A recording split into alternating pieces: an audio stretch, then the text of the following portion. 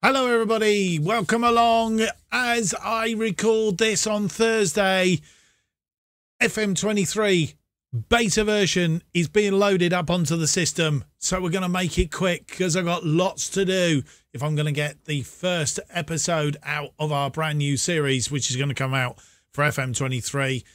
If you've seen my To Be a Legend series and Bristol City, you will already know what it is. If you haven't seen that, you've been avidly watching this and you've missed all the other stuff because you haven't subscribed, then what I suggest you do is you big thumbs up, subscribe and hit the notification button. That way you don't miss anything going on in future here on the channel.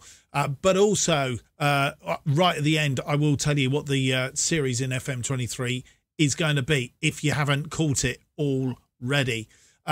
This probably has gone out slightly earlier because, as I say, FM23 beta version is out and that will take the 4:15 slot. So this will go out slightly earlier. I'm not going to change it too much, but I will probably put this out maybe about an hour before. It might go out at 3:15, so it'll be earlier. The other thing to do is to follow me on Twitter. That way you know when episodes are coming out. Either way, hopefully you won't miss this particular episode of From the Bottom to the Top. And as you know, we finished the season quite well.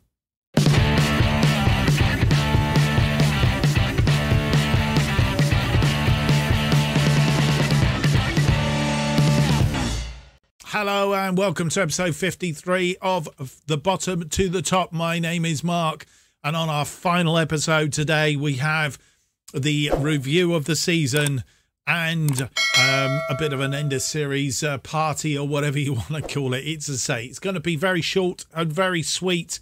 We will do all the usual things because FM23 is coming down the tracks and we need to get ourselves sorted and ready for that. We are pretty much sorted and ready for that. Just got a couple of final bits to do in order to get that episode out at some point, hopefully tomorrow. So without any more to do, let's get on with what we need to do here and tell you about. We will do a deep dive in, as we always do on our end of season reviews, very, very shortly. But as you will see, we actually topped the table in the end by good 18 points, 105 points. We scored 100 goals in that season, 100 goals. Solihull Moors, we scored 9 against, Colchester 8, Sutton 6, Port Vale 6, Grimsby 6, Bradford 6, Northampton 5, Harrogate 5, Leyton Orient 5 and Milton Keynes Dons 5 goals against them. 38 goals against Leyton Orient were the biggest scorers against us. They scored 6. Anyway, we had the best goal difference, 62. I think the next highest was Colchester with 26. It tells you a lot, doesn't it, really? Anyway, that's how we ended up. Bradford City and Colchester also being promoted alongside us. Playoffs still to be played, of course. Wrexham will play Grimsby. Tranmere will play Crawley. Going down, Solihull Moors and Barnet. Solihull Moors, if I remember rightly, came up with us. So there you go. They're going back down. We are staying up. Right. Without any more to do, we are going to jump into our end of season review. We will come back to this table and have a deep dive in that after we've done the end of season review. And here we are, end of season review. Farsley Celtic League 2 end of season review 24-25. And we have the transfers in, the best transfers in. Joe Fryer actually was our star signing of the season, Joe Fryer, but we'll come to that in a moment. Nico Jones had the best average rating. Nico Jones, defender, and a good centre-back. 44 games he played for us. 2 from the bench, 4 goals, all from corners, I think, all headed corners, and 2 he scored in 1 goal. 1 game, and then got sent off, which was a bit bizarre, really. But there he is. He came in. Let's have a look. He came in on a freebie from Brentford, of all teams. 41 appearances, 4 goals. As I said, a 7.47. Previous to that, had been Oxford United, where he started. Went on loan to Oxford City. then Havant and Waterlooville, then Freebie to Brentford, and then on to us. But he's already set himself. What have I done? What have I done here? Let's sort it out on the average rating. Yes, there we go. Joe Fryer came in from Nottingham Forest on a free. 38 appearances he made. 7.14 for Joe Fryer. And there's all the teams he's played for. And, yeah, didn't do a bad start to the season, did he? And it's jumped out again. Matty Willock coming from Burton Albion. 40 appearances he made, 5 from the bench, 7 goals, 6 assists. So contributed in the way of assists, a 7.14. Kane Coleman on loan. He's on loan for us for another season on loan from Leeds United. 15 appearances, 2 assists, a 7.09. Alan Kavanagh made 14 appearances, 1 from the bench, 3 goals, 4 assists, a 7.07. And Miles Boney, another goalkeeper who is vying for Joe Fryer's position. I think we brought him in because we thought we might lose Joe Fryer at one point. 6 appearances he made for us, a 7.05. Other players coming in. Josh Dixon, of course, was released. Where was he released from? Carlisle, I think it was. 24-year-old in that attacking was harboured a little bit by injury throughout the season. But even so, he made 39 appearances, 1 from the bench, 7 goals and 7 assists, a 6.95 he did. It's all jumped out of order again. Hopefully in FM23, we won't have this problem. What have I done now? Got it in a right old tingle-tangle. Jordan Roberts, we brought him in because we were a bit worried about the attack up front. He made 5 appearances, 5 from the bench. He might get more of a chance next season, of course. 1 goal, 1 assist, a 6.67, a bit of mediocre, really. And Bramia Dyer come in as a loan, a sign-in from Huddersfield.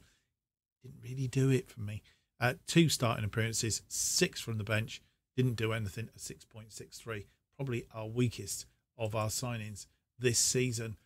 Going out, Sam Osborne went to Nuneaton, made 43 appearances, 5 goals, 3 assists, 7.23. Well done to Sam.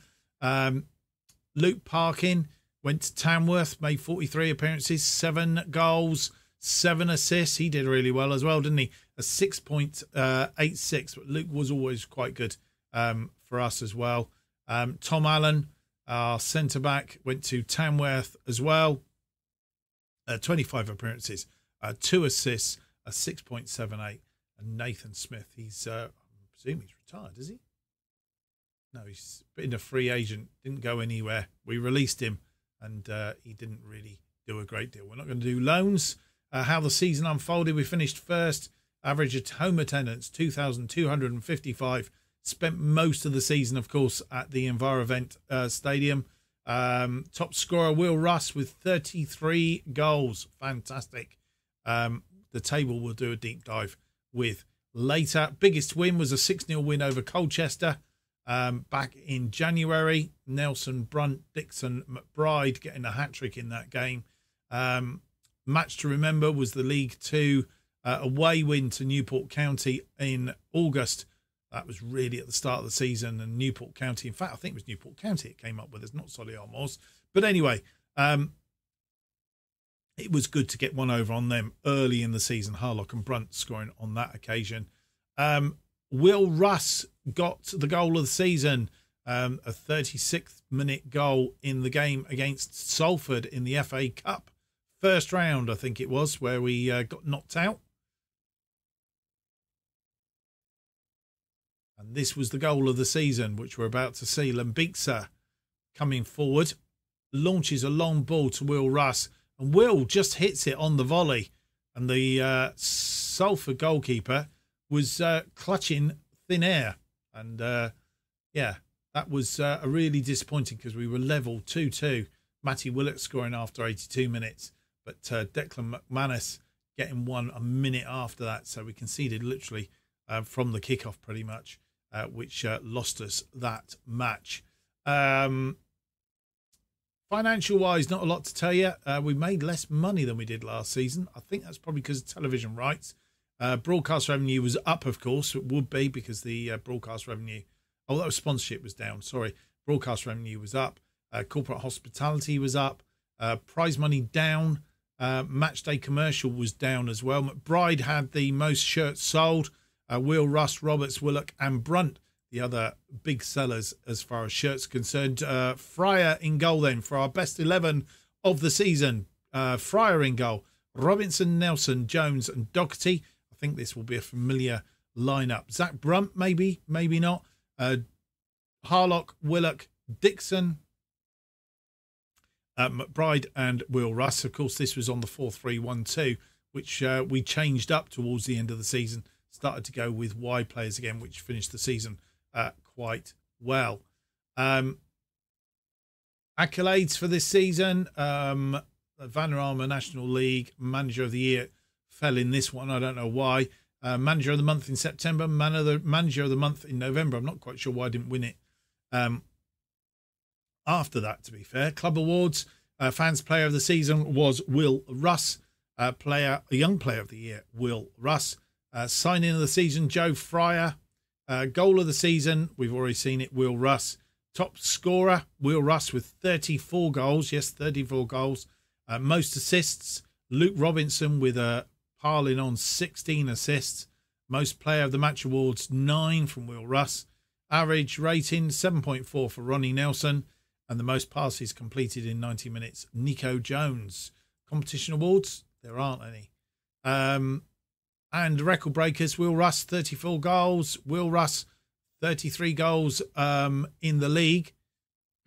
Most goals by a player in a match, 4. That was Will Russ again. Will Russ, most goals by a player in a league match. We already had that, 4. So similar sort of accolades, really. Most league goals by a player, 80. He scored 80 goals so far in his career. Ricky Hoare is the youngest player, a 16-year-old fullback, 16 years and 106 days. Will Russ. Just going to have a quick look. 33 goals, 8 assists he had, 9 player of the matches this particular season. And I'm just going to quickly add up. Yeah, as you see, 80 goals he's scored. 3, 4, 5, 6, 7, 80 goals over his career with us here at Farsley since he came in from Leicester. We, of course, picked him up like we do, bringing in all the offshoots from the Premier League and what he's done as well, hasn't he? Ken Fulton from Radio 5 was heard to say, a remarkable season for Farsley. Started superbly, never let up. They deserved going up. Surely we did. We did indeed deserve to go up. Right, let's have another look at that table then.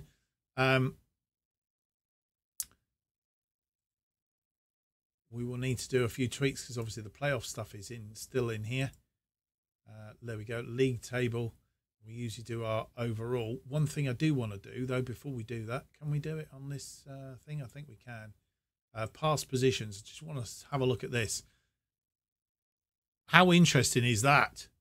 Because by game 6, we hit the top of the table and we stayed there. I don't think I've ever had such a comprehensive season, and that gap got bigger, smaller, bigger, and so on and so forth. And I mean, 18 points at the top of the table was quite astounding. Sorry, I've just looked at my watch because Twitters are going all over the place, and I think it's something to do with the fact that FM23 is being released, so it's all pump with stuff at the minute. Yeah, so we started off 15th and then 10th after game 3. Game 4 we were in 6th. Game 5 we were in 2nd. Game 1 we were top of the table, and that was that, as they say. So let's go back to this screen and we do our deep dive as we always do. Home record first. First half of the season, 23 games played, 19 games won, 1 draw, 3 losses. Those 3 losses to Tranmere Rovers are 1-0, Bristol Rovers are 2-0, I'm sorry, I swore. And Leighton Orient a 4-3, 54 goals for, 14 against, a plus 40 goal difference. I don't think he was next to get a goal difference. Wrexham 22, 58 points from that first half of the season, and our last 5 games of the first half of the season were 5 straight wins. So there you go. Crawley Town were in second, Bradford City third, Wrexham fourth, Colchester fifth, and Grimsby Town in sixth. So that was the home record. Away record, top of the bops again, really. 23 played, 13 won, 8 draws. So we drew a lot away from home, but we only lost the 2 games, 1-0 against Wrexham, 3-1 against Cheltenham. That was a funny result, that Cheltenham game. 46 goals for, 24 goals against, 22 goal difference. 47 points, and as you'll see, form in this, the last 5 games, lost 1, drew 3, and won the last away game. A very bizarre way that we ended the season there. But Bradford City were next best with 39 points, then Colchester, then Tranmere, then Wrexham, and then Northampton in the mix. What am I looking for? I'm looking for this one. That was what I was looking for. The first half of the season, we just lost the 1 match in the first half of the season. Can't tell you what that match was, but 23 played, 19 won, 3 draws, 1 loss, 39 plus 39 goal difference, 60 points picked up in that first half of the season. It was quite a good first half of the season. Bradford in second. I mean, even at that point, we're 18 points in front.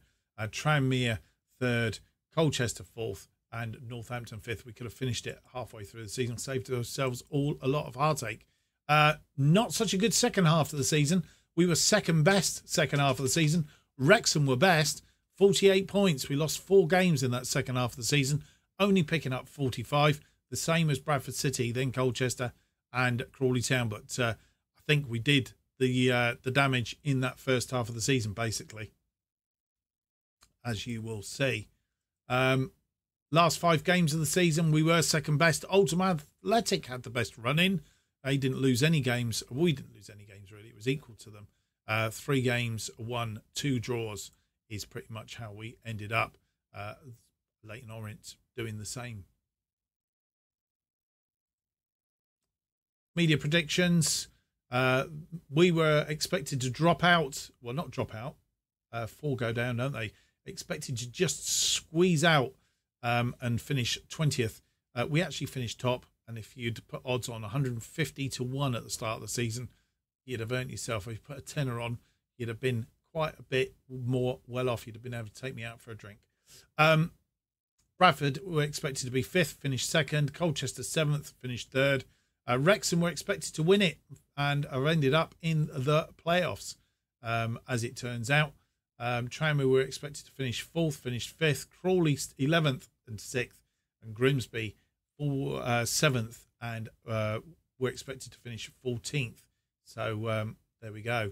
Wrexham will play Grimsby. Tranmere will play Crawley in the playoffs as it happens. What we didn't do on that last bit, which I should have done, was who was expected to go down. Barnet were expected to go down and have done so. Also expected to go down were Newport County, who managed to finish 14th.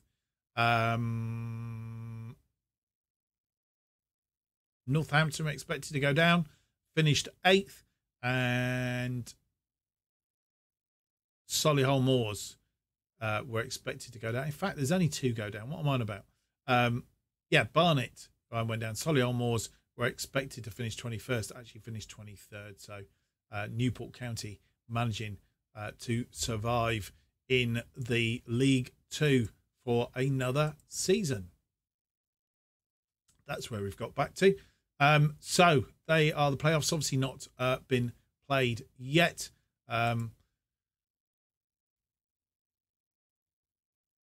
Just a reminder of that run-in from the end of the season. Of course, 3 straight wins. The last episode, if you haven't seen it yet, a 3-1 win and a 2-1 win at Sutton and at home to Exeter City. A nice way to round it off, as well as a nice 4-0 win against Northampton. Well, that's pretty much it for this series.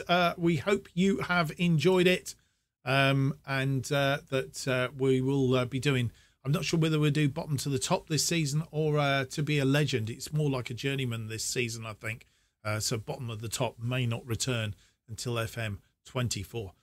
I mean, we haven't had FM23 yet. Goodness, Mark, what are you talking about? I don't know. Well, I hope you've enjoyed this series. If you have, please leave me that big thumbs up, subscribe, and hit the notification button. That will keep you up to date with all our future FM23 series, which will start very, very soon, possibly even it's out and up and running, because, as I say, first episode should hopefully have been out on Friday. If not, it'll have been out over the weekend at some point. And also, we will be releasing episode 2. Will be out about an hour after this one is out, actually, as it turns out. Yeah, just to know that our series, a beta series on FM23, is going to be called Making Chelsea Stand Proud. Yes, Make Chelsea Stand Proud. Again, and we'll go out at 4:15 p.m. or every day this week, and then we'll review what happens beyond then. We'll try and get an episode out every day of the week, certainly for the first few weeks of FM23 until the beta turns into the full version. Then, of course, we'll have a new series. As I say, I'm not sure what it will be yet, to be a legend, which will be one of those journeyman type things. We'll see how that all works. Don't forget, if you want to keep up to date what's happening on this channel, you need to follow me on Twitter at JustOffsideFM. It's the best thing to do. Keeps you up to date what's happening, when episodes are coming out, and all the rest of it, because at the moment it is all over the place. I'd like to thank you for watching this series. Hope you've enjoyed it. If you've just come across it and it's a couple of years after it's come out, I don't know what's happened since then. But just to say, I do appreciate your support. I do appreciate you watching my videos. Please leave comments. Tell me what you'd like to see going forward, and I will do my best to actually put them out for you, basically. So if you want some help videos, I did say I was going to do a kit basher. I still haven't had time to do that.